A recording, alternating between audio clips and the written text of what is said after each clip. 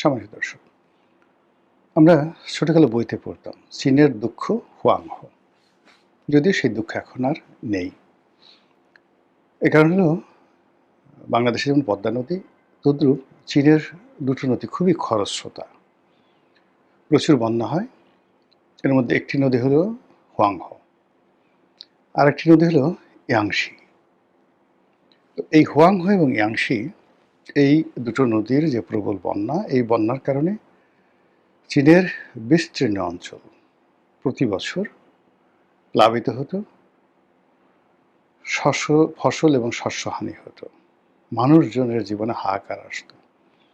তো চীন তার আধুনিক প্রযুক্তি, তার শক্তি সামর্থ্য সব কিছু দিয়ে এই পানির যে প্রবাহ, ওয়াটার ম্যানেজমেন্ট বা ওয়াটার রিসোর্স ম্যানেজমেন্ট, পানির সম্পদের যে উত্তম ব্যবস্থাপনা, যেখানে জল বা পানি ডাইভার্ট করা দরকার, যেখানে বাঁধ দেওয়া দরকার, যেখানে সেই যাকে বলা হয় ব্যারেজ করা দরকার, প্রত্যেকটা জিনিস করে এই দুটো নদীর পানিকে তারা এত চমৎকারভাবে ব্যবহার করেছে।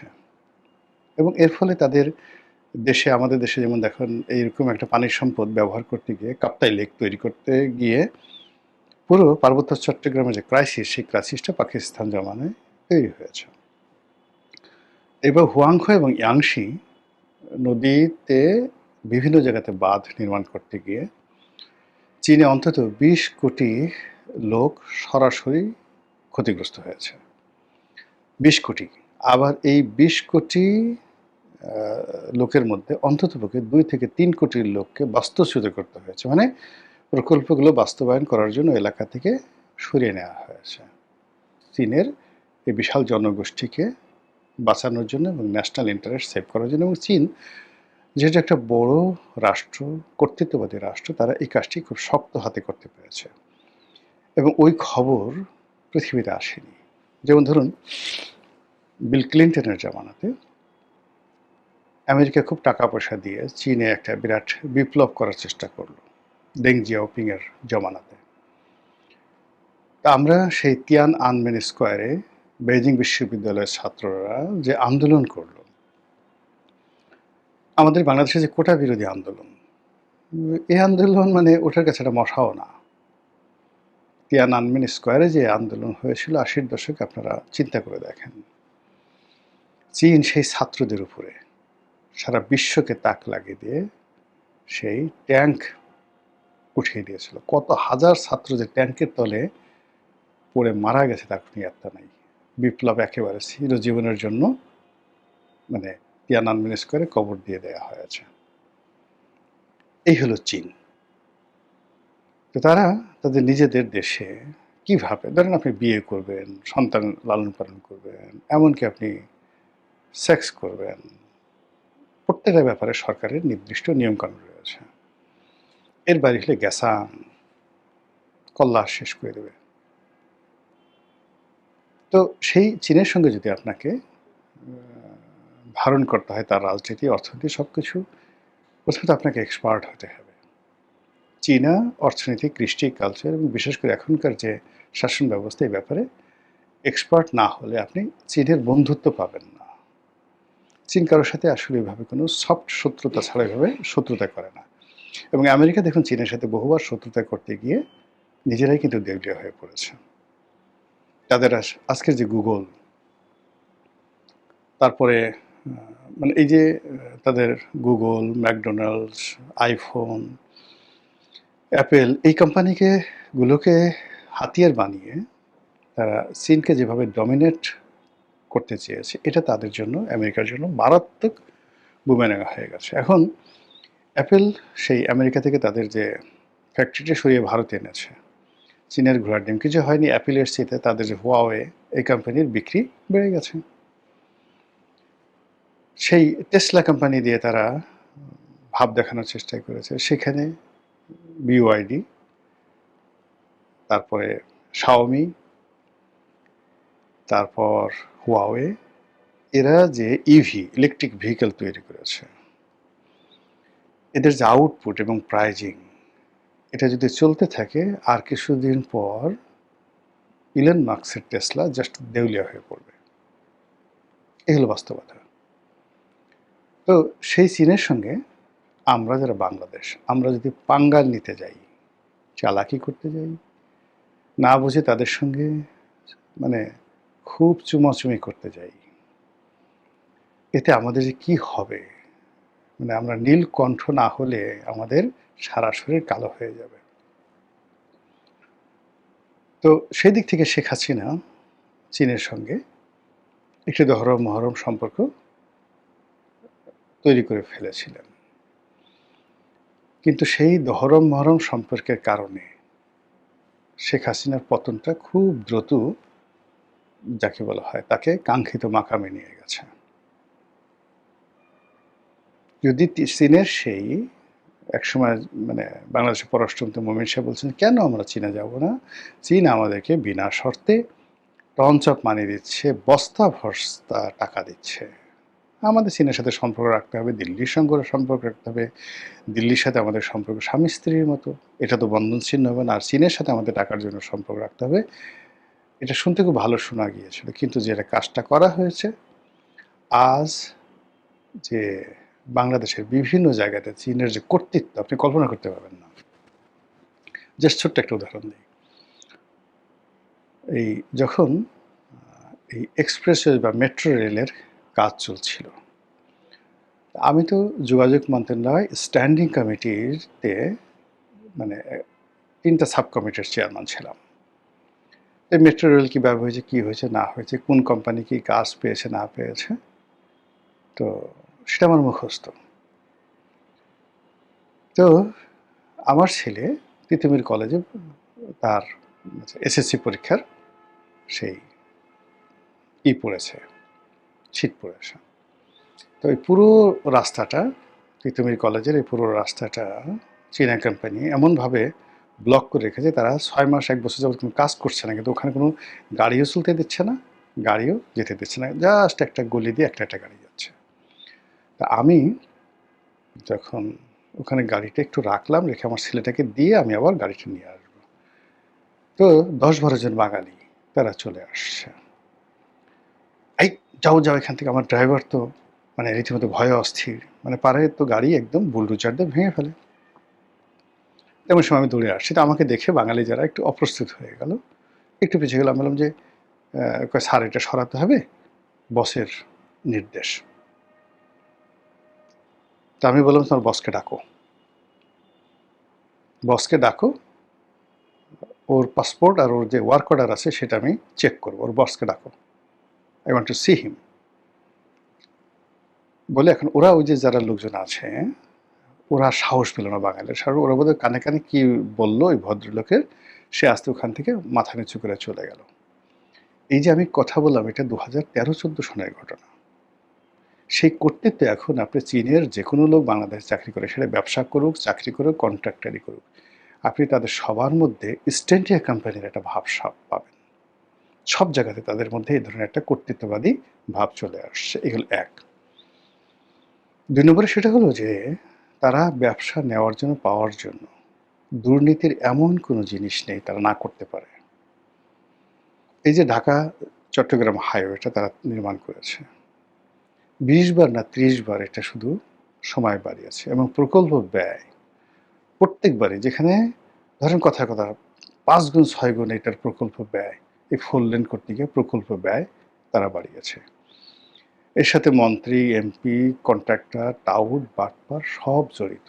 প্রধানমন্ত্রীর কার্যালয় একটা চেইন, এখানে তারেক রহমান বলেন, শেখ হাসিনা বলেন, খালেদা জিয়া বলেন, গলায় দড়ি দিয়ে মরলেও এই দুর্নীতিবাজদের দুর্নীতি আপনি বন্ধ করতে পারবেন না। এই লোভটা দেখিয়েছে চীনারা। এরা বাংলাদেশ থেকে বিভিন্ন ব্যবসায়ীদের, মন্ত্রীদেরকে চীনে নিয়ে যায় এবং সেখানে তাদেরকে ডিস্কো, ক্যাবারে, টাকা পয়সা যা কিছু দেওয়া দরকার দিয়ে পুরো এই শেখ হাসিনার জমানাতে যে চীনা প্রকল্পের যে ফাঁদে পড়ে কর্মকর্তাদের যে চরিত্র, রাজনীতিবিদদের যে চরিত্র, ব্যবসায়ীদের যে চরিত্র, এটাকে যে কন্টামিনেট তারা করে দিয়েছে। এখন তারা যে প্রকল্পের দাম 100 টাকা, সে প্রকল্প নিয়েছে 500 টাকা দিয়ে, 300 টাকা দিয়ে, নিজেরা নিয়েছে 100 টাকা, আর প্রকল্পে খরচ করেছে 100 টাকা, 200 টাকা, আর অন্য সবাইকে এই যে চুরি শিখিয়ে তাদেরকে যে নবসটা বড় করে দিয়েছে, এই নবসগুলো এখন পর্যন্ত আপনি বন্ধ করতে পারবেন না। এই হলো চীন, একেবারে চোখে দেখা। জাস্ট একটা ছোট উদাহরণ দেই। পদ্মা সেতুটা যখন হলো, বিএনপির জামানাতে পদ্মা সেতুর এই প্রস্তাবনাটা যখন আমাদের কাছে এলো, আমাদের কাছে পদ্মা সেতুর আসলো, আসার পরে আমরা দেখলাম যেখানে ৭,০০০ কোটি টাকার এটা হলো। ওই দিন অল্প কয়েকদিনের মধ্যে বিশ্ব ব্যাংক এটাকে জাস্ট নকশা পরিবর্তন করতে গিয়ে এটাকে ১০,০০০ কোটি বানিয়ে ফেলো উইদিন 3 মান্থ। এরপর আস্তে আস্তে আস্তে আস্তে এই ৪০,০০০ কোটি টাকাতে এটাকে নিয়ে যাওয়া হলো। তো বিশ্বব্যাংকে যারা বলে, বিশ্বব্যাংকও আউট। তো বিশ্বব্যাংক এর সাথে বাংলাদেশের যে প্রবলেমটা ছিল, তারা চীনের যে কোম্পানিগুলোকে কাজ দিতে চাচ্ছিল, এখানে যে গ্রুপটা আছে তারা চীনের অন্য কোম্পানির দ্বারা মানে বায়াস্ট হয়ে পড়েছিল, এবং এটা নিয়ে পদ্মা সেতু পদ্মা সেতুর দুর্নীতি নিয়ে বিশ্বব্যাংকের সাথে দূরত্ব, অন্য কোনো কিছু না। তারপর এগুলো বলতে গেলে না, আসলে রাষ্ট্রের অনেক বড় বড় জিনিসগুলো কাছে থেকে দেখেছি তো একদম কান্না এসে যায়। এই যে দেখেন, ঢাকা গাজীপুর একটা সড়ক হয়েছে, কি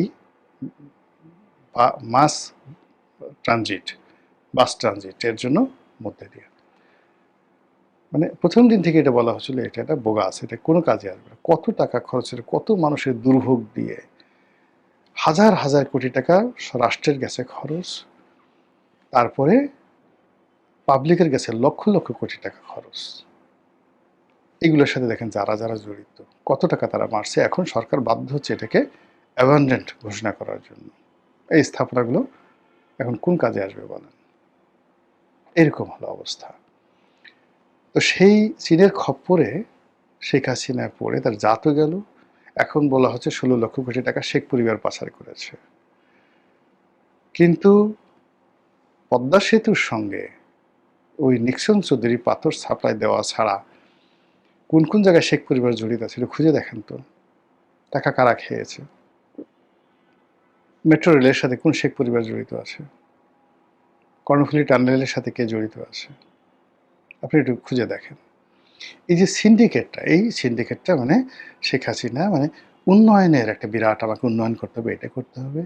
সুশাসন প্রতিষ্ঠা যদি কেউ করতে চাইতো তাহলে উন্নয়নে লাগে না তো, কিচ্ছু লাগে না, যেরকম না খেয়ে থাকতে চাই। এখনও মানুষ বলে যে ঠিক আছে আমরা 3 দিন বসে বসে স্টিমারে করে চট্টগ্রামে যাব, কিন্তু আমাদেরকে নিরাপত্তা দাও। আমরা এমনি মানে এই 1 ঘন্টায় আমাদের চিরং যাওয়া লাগবে না, 1 বস্তা ট্র্যাকসুট নিয়ে জীবনে এত সমস্যা নিয়ে আমরা ধীরে সুস্থে রিল্যাক্সে থাকতে চাই, আমাদের জীবনের ব্যয় কম হোক, এটা আমাদের অবস্থা। তো এই চীনের ফাঁদে পড়ে পড়ে চীনকে, শেখ হাসিনাকে টানতে টানতে টানতে টানতে এমন একটা জায়গায় নিয়ে আসছে, সেই নিয়ে তাকে যখন ছুঁড়ে ফেলে দিয়েছে তখন আর ভারত তাকে বিশ্বাস করেনি, আমেরিকাও তাকে বিশ্বাস করেনি। সেম ঘটনা বেগম জিয়ার ক্ষেত্রে 2001 থেকে 2006 সনে ঘটেছিল। এই যে বাংলাদেশে 10 ট্রাক অস্ত্র মামলা, বাবরের সেই ঘটনা, উলফাদের সেই ঘটনা, তার সাথে দিল্লির ওই সময় খারাপ সম্পর্ক, আমেরিকার সাথে একবার আমেরিকার ফাঁদে পড়ে সে এখানে তাইওয়ানের অফিস করতে দেওয়া, তারপর আবার সেটাকে বাদ দেওয়া, সব মিলিয়ে এই যে আন্তর্জাতিক যে গেম, সেই গেমের কবলে পড়ে আমাদের যে সরকারগুলো এই জনগণকে ভুলে, এদেশের ইকোনমিকে ভুলে, এদেশের বাস্তবতাকে ভুলে, সেটা আমেরিকাকে হোক, চীন হোক, ভারতও হোক, এদের খপ্পরে পড়েছে। ইস্ট ইন্ডিয়া কোম্পানি হোক, পর্তুগিজ হোক, তারপরে ফ্রান্সের ইস্ট ইন্ডিয়া কোম্পানি হোক, মানে আমি সেই ব্রিটিশ জমানাত আগের থেকে বলছি যে আমাদের দেশে কিন্তু মানে দাস, ওলান্দাস, মানে এখন নেদারল্যান্ড যারা আছে, মানে পর্তুগিজ, ওলান্দাস, ডেনমার্ক, তারপরে ফ্রান্স, পর্তুগাল মানে পর্তুগিজ, এরপরে ইংল্যান্ড, মানে 6 থেকে 7টা ইস্ট ইন্ডিয়া কোম্পানি ছিল। এরা নিজেরা নিজেরা মারামারি করতে, এবং আমরা এই বিভিন্ন বাঙালি যারা রাজাবাসা এদেরকে ভাড়া হিসেবে ব্যবহার করতাম, এদের আর্মিকে ব্যবহার করতাম, এবং এরা নিজেরা মারামারি করে শেষ পর্যন্ত ব্রিটিশ ইস্ট ইন্ডিয়া কোম্পানি টিকে যায়, আর বাকি ইস্ট ইন্ডিয়া কোম্পানিগুলো এখান থেকে চলে যায়। তো এই যে আমরা যারা আমাদের দেশীয় রাজন্যবর্গ এই ইস্ট ইন্ডিয়া কোম্পানির খপ্পরে পড়ে তারা শেষ হয়ে গেছে। যেমন ধরেন টিপু সুলতান, বিখ্যাত বীর। এখন সে ব্রিটিশ ইস্ট ইন্ডিয়া কোম্পানিকে মোকাবেলা করার জন্য সে তার রাজ্যে মহীশূরে সে এই ফ্রেঞ্চ ইস্ট ইন্ডিয়া কোম্পানিকে সে জায়গা দিল, এবং সে নেপোলিয়ন বোনাপার্টের সঙ্গে তার ওই মুহূর্তে যোগাযোগ ছিল, এবং সে ফ্রেঞ্চ আর্মিকেও ভারতে আনতে চাইল। কিন্তু শেষ পর্যন্ত দেখেন টিপু সুলতান শেষ, তার বাবা হায়দর আলী শেষ, সব কিছু শেষ। এরকম অসংখ্য ঘটনা আমাদের দেশে ঘটছে। যে আমাদের বাংলাদেশে ধরেন বাংলা বিহার উড়িষ্যার আমরা যেভাবে মানে আসলে ইতিহাস পড়ি, ইতিহাসটা এত সহজ নয়। এখানে there are many many things behind the scenario রয়েছে। আর এখন এই বাংলাদেশে কিন্তু অনেকগুলো ঘটনা ঘটছে। আমার বক্তব্য হলো, যেই রোগে বেগম খালেদা জিয়া আক্রান্ত ছিলেন, মানে এই চীন রোগে আক্রান্ত হয়েছিলেন, যে রোগে শেখ হাসিনা আক্রান্ত হয়েছেন, সেই একই রোগে কেন তারেক রহমান সাহেব একেবারে নিজে দৌড়ে গিয়ে সে চীনের ওখানে গিয়ে পড়তে হবে? একটু মাথা ঠান্ডা করে আমাদের যা কিছু আছে সেগুলো নিয়ে যদি আমরা একটু মানে নিজেদেরকে গ্রো আপ করতে চেষ্টা করতাম, সমস্যা সমাধান করার চেষ্টা করতাম, বিকল্প চিন্তা করতাম, তারপরে কোনো একটা দেশে যাওয়ার জন্য একটা কনক্রিট একটা ধারণা নিয়ে লেনা দেন, আমি আপনাকে এটা দেবো, আপনি আমাকে এটা দেবেন, এটা শুধু ওপেন, একদম ওপেন, কোনো বাংলা কথা ওপেন। এখানে ঢাকাতে আলোচনা হবে, ওই পর্যায়ে আসবে, প্রধানমন্ত্রী যাবেন প্রেসিডেন্টের সঙ্গে জাস্ট একটা সাইনিং সিরিমনির জন্য, একটা নেগোসিয়েশনের জন্য, রিলেশন করার জন্য প্রধানমন্ত্রী বা প্রেসিডেন্টের বৈঠক দরকার নাই। এর আগে মিস্টার শি বাংলাদেশে এসেছিলেন, $40 বিলিয়ন বিনিয়োগ করবেন, 40 টাকাও বিনিয়োগ করা হয়নি। মধ্যখানে এই যে প্রেসিডেন্ট শি বাংলাদেশে এসছেন, এই ধাক্কা সামাল দিতে দিতে শেখ হাসিনাকে মানে ভারতের কাছে আরো 10 বার করে অবনত হতে হয়েছে। ইতিহাস আমাদের সামনে থাকে ভবিষ্যতের জন্য পাথেয় হয়ে, বর্তমানকে সুন্দরভাবে সুসংগত করার জন্য।